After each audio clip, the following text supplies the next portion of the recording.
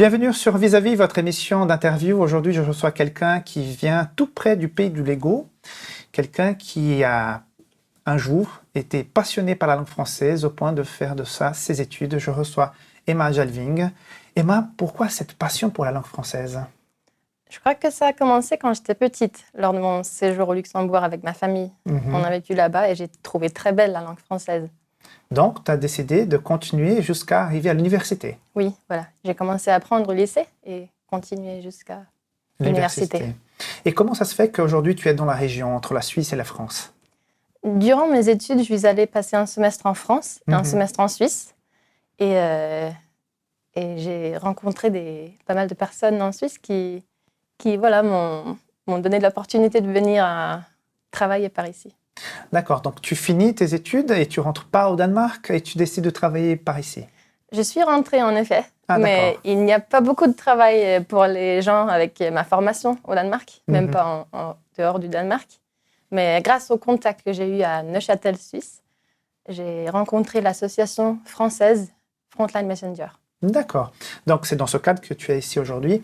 Qu'est-ce que fait Frontline Messenger? Frontline Messenger a pour mission de partager l'Évangile et Jésus-Christ en Asie, dans des pays asiatiques. Mais l'Asie, elle est vraiment très grande. Hein? Vous ciblez peut-être quelques pays. Oui, on est surtout au Cambodge. Là, c'est notre base. Et on est allé au Vietnam, à la Mongolie et au Laos. Ah, d'accord. Mais c'est focus actuellement, c'est le Cambodge. Oui. Quelles sont les activités que vous menez au Cambodge? On fait des actions humanitaires, installant des puits dans les villages pauvres. On distribue de la nourriture. Et on a des études bibliques, évidemment, on fait de l'évangélisation. Ah, donc vous venez répondre à besoins sociaux. J'imagine que creuser un puits dans un village, c'est toute une révolution parce que les femmes n'ont plus besoin de faire des kilomètres pour chercher l'eau. Et vous tissez donc des liens, une relation de confiance. Et après, vous pouvez partager l'évangile avec ces personnes. Oui, exactement. Et les villageois sont réceptifs?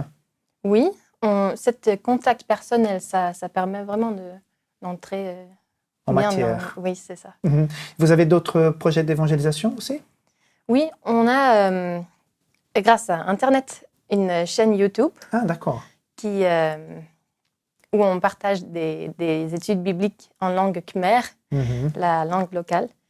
Et ces vidéos ont plus de 60 000 vues à ce point. Et plusieurs personnes ont contacté les églises après pour avoir des études bibliques supplémentaires. D'accord, donc toutes les intéressés sont envoyés dans les églises locales. Oui. D'accord. Et j'ai entendu parler que vous avez aussi un restaurant au Cambodge. Oui, un restaurant végétalien au Cambodge, c'est vrai, qui vient de rouvrir. Et il se porte vraiment très bien. De bonnes notes sur Internet. Et, les clients arrivent parce qu'il y a des bons commentaires. Oui, c'est ça. Et là, encore une fois, vous tissez des liens pour pouvoir... Alors, comment parler avec les locaux en ayant des missionnaires européens? Comment vous faites ça? Les missionnaires européens, ils engagent et recrutent des missionnaires locaux, ce qui nous permet d'entrer en contact avec beaucoup plus de personnes, puisque ça peut se passer en langue locale. D'accord, donc la mission principale, c'est non seulement d'aller faire le travail, mais c'est de former les locaux pour qu'eux, ils puissent témoigner de leur foi aux gens du pays. Oui, exactement. D'accord.